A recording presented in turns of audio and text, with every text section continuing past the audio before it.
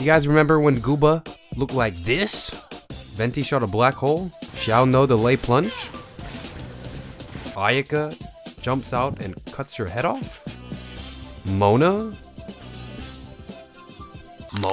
There are so many Genshin content about how to build characters. Hey, what's up guys? Welcome to my complete Genshin Impact review and guide. Lore, summons, commentaries, reaction, Hu Tao Kiss, all the usual, but I don't really see anyone document and record a recollection of the past. A part of me does feel sad knowing that the early versions and memories of what used to be my whole quarantine is dead. That Genshin is long gone and you either don't know or weren't there when it happened. But I was there, so I will try my best to document what really happened and how it affects LeBron's legacy.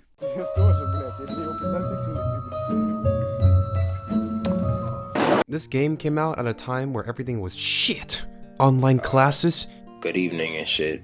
It's like 10:49 p.m. You got viruses and vitamins everywhere. Everyone's just fucking depressed. No money. Staying inside all day.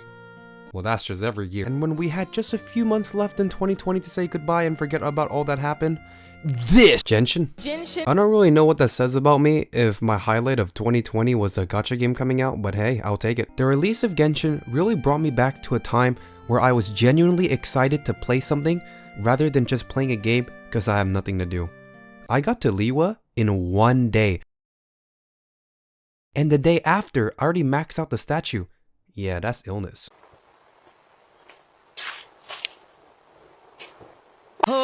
PS4 players got exclusive weapons and gliders, little bit of cross-platform discrimination, but I'll let that slide for how fun the game was for the first week. The map at the time felt like it stretches out all the way to China. If you enhance weapons, the leftover EXP just dies, like you don't even get any back. You actually had to eat food because your team didn't have a healer back then. Downloading the game was slow as shit. I remember the life hack was to pause and unpause to get your internet back. 120 resin? Classic. Sending your characters on an expedition made them unplayable in-game. You think I'm joking, but if you send Klee to the mines, she's literally in the mines spending 20 hours for like what, 8 stone? When somebody talked about their most hated or least played character, you would tell them to send them on expedition. Artifacts dropped on the floor, so every time you do a domain, you gotta pay respect to that shit like 10 times, and if you want to be the cause of someone's mental breakdown, here you go. Be the host. Now get an animo character with some suction. Now whip out that shit and suck all the artifacts into the void, yeah! Leave right away. If you are a host and you leave, everyone leaves. So you just -5 someone's life away because you gotta realize back then, nobody did damage, so your average domain time was way longer compared to today. The game was also pretty buggy. I mean, that's to be expected, but there was this Venti bug where you hold E, open camera, hide character, and he just Y-axis indefinitely? Yeah, that's a thing. Once you've had enough, you just leave the camera and you would think, oh, he'll just be on the ground. No, he TPs to that location. Venti? No. Klee? Remember these limited banners? Klee's walk was actually changed. She got that marching band gait, you know? Why change walk if cute? Well, that's what I'm saying. On the topic of Klee, one of the classic Klee defining moments of this era that cement itself in Genshin history was the M-Tash trilogy. Is Klee worth it? I spent $2,000 on Klee. Klee sucks. This became one of the top Genshin posts on Reddit of all time to this day. Now that, just say the word, that's a classic. Tier list, anyone? No? So Genshin GG used to be that website you go to for information and guides, and they were okay, I guess. Nowadays, there's like a million Genshin GGs. GG! They released this 1.0 tier list, and the thing with these tier lists is that every time there's just a minefield in the comment section. You can't please everybody, except this one. This one doesn't please anybody. It's not their fault. No one knew what was going on in 1.0. Take me, for example. 2 years in, and I still don't know what's going on. I found an old recording of me playing during these times. Just look at the way I played this fight out. A touch of frost.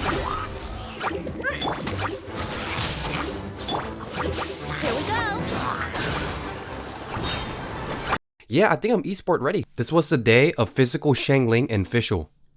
physical, damn it. You guys think it's troll, but back then, this shit was the Wild West. No artifacts, just spam attack on everything and go. I'm not even kidding. Crescent Pike Xiangling carried so many players back then. And let's not forget when the banner looked like this. You see this guy right here? He was that guy back then.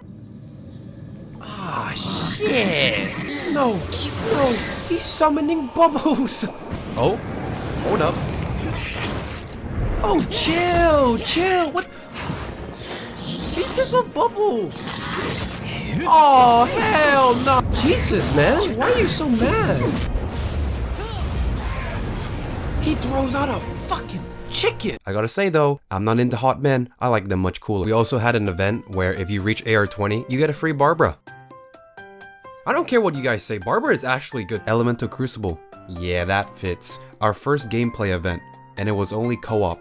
You kill monsters, they drop cubes, put the cube in the oven, do it enough times and you win. Now, if you didn't play during those times, well, then that's really good. I'm so happy for you. But you know, back in the old days, we had to pay for everything, even for event rewards. Yeah, you want those heroes' wits? You gotta pay it up. I think they're free nowadays, right? Not back then. Back then they weren't free. So what you're telling me is that they're basically ley lines with gameplay. Despite that, I had a ton of fun. I remember playing this shit like an MMORPG. Everyone played their shitty Diluc, Kaching, Venti. Oh, look at me, I want to be the main character. I want to do big damage. And looking at our team's draft, there was always a lack of support. And you know me, being the guy who doesn't want to spend 3 minutes just to fail and get nothing, I got locked into Barbara every game, just to heal, so they won't die.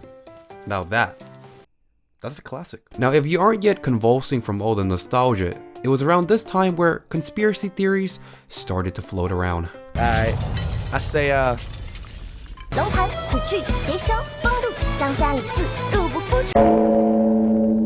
So you had a bunch of people go around and spread just a little bit of misinformation about chests respawning. You know, I was walking my dog on the roof of Favonia's headquarters when suddenly a golden chest just popped out of nowhere. This is definitely not my first time seeing it. And then people would take a picture and say, damn, infinite chest glitch.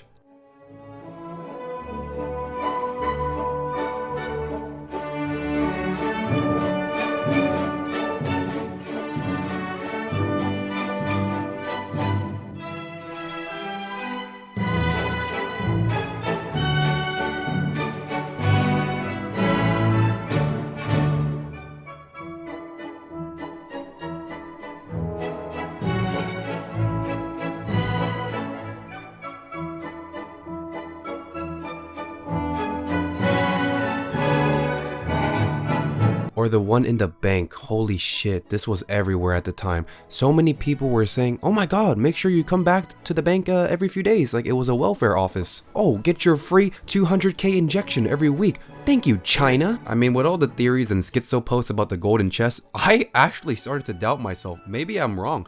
So I boot up Genshin, and you know what? I'll never trust the internet ever again. Then, THEN, you had quite possibly one of the biggest trollations of all time. AR-42 Ayaka. Did you know? To celebrate Genshin, we decided to give out a free 5-star limited character. I repeat, a free 5-star limited character. All you gotta do is get AR-42, finish all the quests in Liwa, and Ayaka is yours. No catch, no strings attached. She doesn't expire after 30 days. This all stemmed from the Chinese beta patch notes before the game even came out globally. The people saw a post about a beta and assumed, well, I mean, if they did it in test, they'll do it in live. So you had a bunch of Reddit posts, YouTube videos, and just this kerfuffle of shit everywhere about free AR-42 Ayaka. I tried searching for videos, but knowing how big of a sham all the Genshin tubers just got rid of them. So to summarize, the only thing you should get out of this is that you are not allowed to shit talk Ayaka. We got her for free. You Genshin players won't remember when we got Ayaka for free at AR-42. You guys don't know that. That's not my problem. It's yours. So back in my day, there was 3 ways to log into Genshin. Email, username, and your phone. I signed up with the usual email and username, but you know me, I wanted more security, protection. Getting hacked and losing weeks of my progress? GG. So, I linked my phone number to my account. One day, I logged out of Genshin, and guess what happened? No, like seriously, guess what happened? Right in the middle was my phone number. What? No blur, no towel, butt-ass naked. Even if you sign up with an email or username, phone number is higher priority, so it shows it.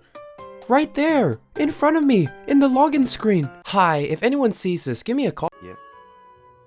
And I got. Let's not talk about that anymore.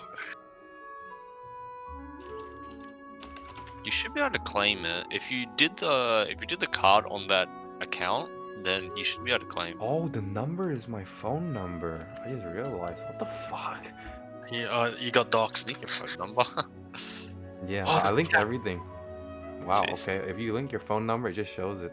They fixed it. No. Optimize. Let's use their word. A month later, in a small 1.0.1 maintenance, they optimized the PC client to increase MiHoYo account security. Thank you, MiHoYo. Imagine being a streamer in 1.0 and you accidentally showed the title screen. Yeah guys, the stream's not over, but my phone plan sure is. The game was new. There was a lot of bad things that were in the game that shouldn't have been there. But take everything I just said and get that shit out of here. I spent hours downloading the game only to see Lumine get put in a box, and it was worth it. Waking up on that beach like, man, where's my sister? Where is she jumping?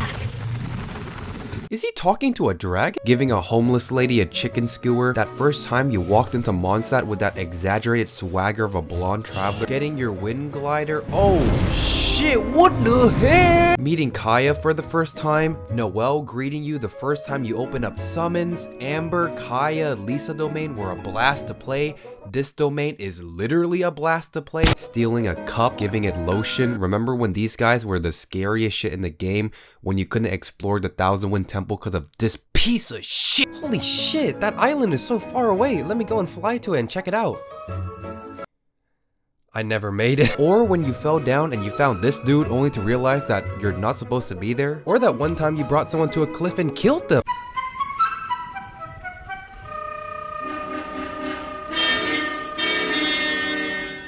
Infiltrating cold people, trying out D-Luke for the first time, being in the ocean but you're about to drown so you go emergency food?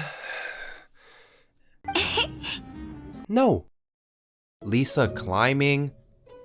That's actually a classic. Trying to figure out how to destroy these shitty dummies. Seeing this every time you open up the launcher. That feeling of being lost and clueless. Always switching an Amber into the party so you could light puzzles and campfires. I am the bone of my sword. There was no dragonspine. You had to walk everywhere. This was quite possibly the most menacing place to ever exist. Watching down Oculus videos and noting down every single one. Going to bed like, ah, shit. What is that stamina bar? What is it? Remember when I said these guys were the scariest? I take it back. What the fuck? No, but you need to save up a lot. Like, if you want guaranteed 100% pity, it's 180 pulls. Wait. Yeah. Wait, no, isn't it 90? Oh shit. Here we go again. When you finally finish the Mondstadt questline and your next stop is talking to Catherine in Liyue. That initial journey from Dawn Winery, the landscape slowly changing, Wangshu Inn, the orange plains, your map is just void, and finally, just as you are approaching the harbor, the music kicks in. And you just see a whole new city, crossing the bridge, boats, the people are different. After 10 years of walking, you finally reach Catherine. Figuring out how to reach the top of Qingyang Peak. Dandy glide challenges. Random ass kid in a forest. Oh, you thought one ruin guard was bad? Holy shit, what the fuck? Get me out of here! Ah! This bullshit ass quest? Which one do I hit? Let's see. Well, this guy can go kiss my ass! Chingsa Village OST.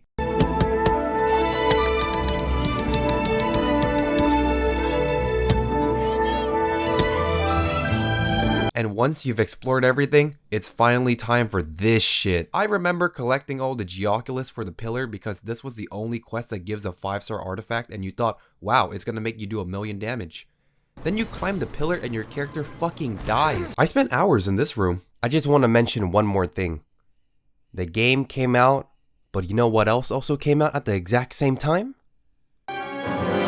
Some say a few are chosen and the rest are dregs.